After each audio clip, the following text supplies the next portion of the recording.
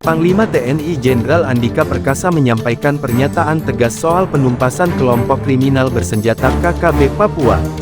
Andika mewanti-wanti jangan sampai ada masalah baru. Jenderal Andika memastikan bahwa proses penumpasan KKB akan berlangsung dalam jangka waktu yang panjang.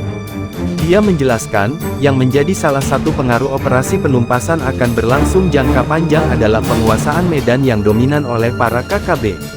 Posisi kita sama seperti di Sulawesi Tengah lewat pola satuan operasi, yang berjalan normal adalah operasi penegakan hukum, bekerja sama dengan Polri serta instansi lain, kata Jenderal Andika selesai meninjau poskotis Satgas Madagoraya di Poso, Sulteng, seperti dikutip Pojok 1.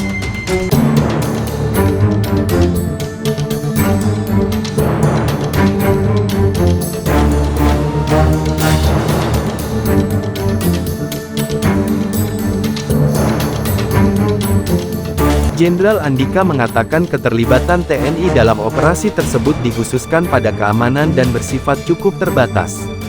Oleh karena itu, Jenderal Andika menegaskan, pihaknya dalam bertindak betul-betul memperhatikan rambu-rambu operasi supaya tidak menimbulkan masalah baru.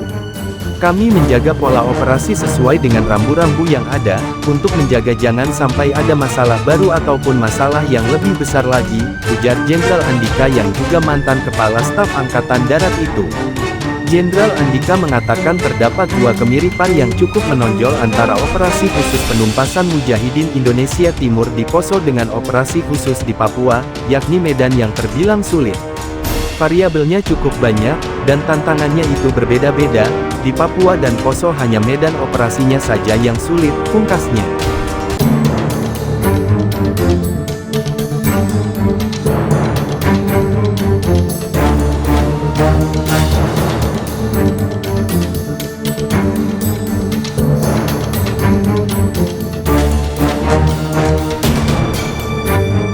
Sementara itu, dilansir dari suara.com, Wakil Ketua MPR RI Syarif Hasan menyampaikan dukungannya terhadap langkah Panglima TNI Jenderal TNI Andika Perkasa untuk menumpas kelompok kriminal bersenjata Papua, karena telah meresahkan dan menyebabkan jatuhnya korban jiwa.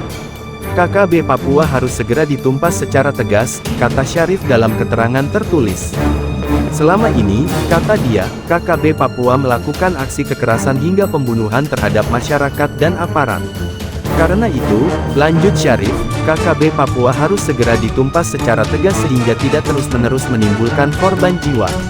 Sepanjang Januari hingga Maret tahun 2022, KKB Papua telah melakukan 7 kali tindakan teror dan menyebabkan 13 orang tewas serta lainnya luka-luka.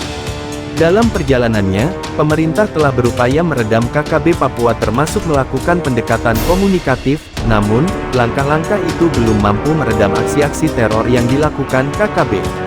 Bahkan, aksi brutalnya kepada rakyat sipil makin meningkat.